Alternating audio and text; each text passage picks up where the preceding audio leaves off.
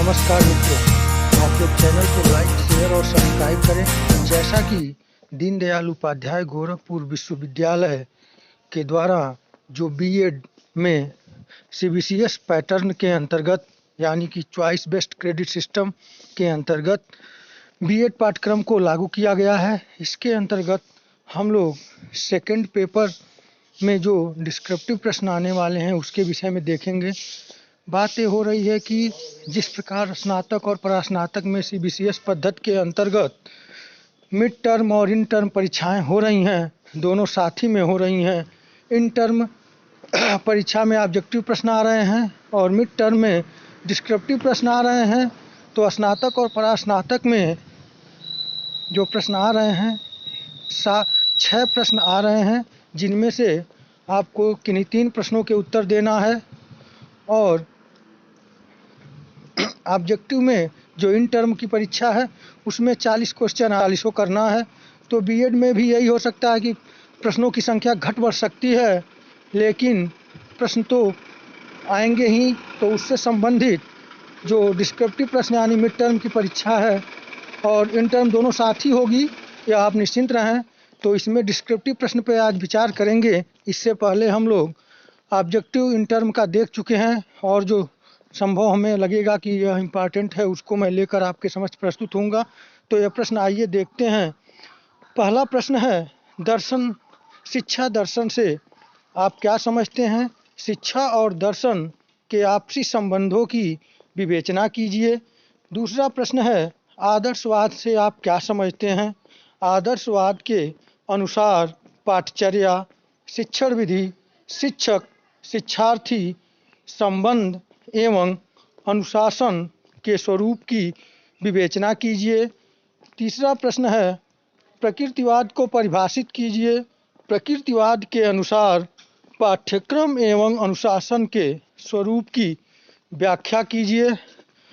अगला प्रश्न है, प्रश्न संख्या 4 पर विचार करें। उससे पहले हम लोग देखें कि जो प्रश्न है आपके पाठ का नाम, आपका जो प्रश्न पत्र है उसका नाम है ज्ञान एवं पाठ्यक्रम, नॉलेज एंड करिकुलम।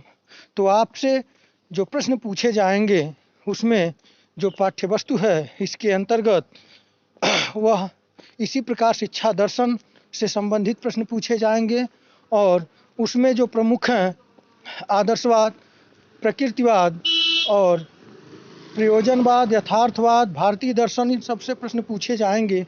आइए चौथे प्रश्न को देखें। चौथा प्रश्न है, प्रयोजनवाद से आप क्या समझते हैं? शिक्षा पर उसके प्रभाव, उद्देश्य, पाठचर्या, शिक्षण विधियां और अनुशासन के संदर्भ में विवेचना कीजिए। यानी आपसे प्रयोजनवाद पूछा जाएगा। प्रयोजनवाद को आप स्पष्ट करते हुए उसका जो शिक्षा के उद्देश्य, पाठ्यक्रम, शिक्षण विधियां और अनुशासन के संदर्भ में जो उसका प्रभाव है इसकी विवेचना आपको करना है। प्रश्न संख्या 5 है, भारतीय दर्शन की मूलभूत विशेषताओं की विवेचना कीजिए। तो आपसे भारतीय दर्शन की जो मूलभूत विशेषताएं हैं, भारतीय दर्शनों को आप अच्छी तरीके से देख लें, वहाँ से प्रश्न पूछने की पूरी संभावनाएं हैं। प्रश्न संख्या 6 है, शैक्षिक समाजशास्त्र से आप क्या समझते हैं? इसके अध्ययन की आवश्यकता एवं क्षेत्र की व्याख्या कीजिए। तो आपसे जो शिक्षा के सामाजिक आधार हैं उसमें शिक्षा समाज को किस प्रकार प्रभावित करती है, इससे संबंधित जो पाठ्यवस्तु है आप उसे तैयार कर लें, वहाँ से प्रश्न आने की पूरी संभावनाएं हैं। आइए अगले प्रश्न को देखा जाए। प्रश्न संख्या 7 है, पाठ्यक्रम निर्माण के सिद्धांत की विवेचना कीजिए। तो पाठ्यक्रम से निर्माण के जो सिद्धांत हैं उसको आप तैयार करें।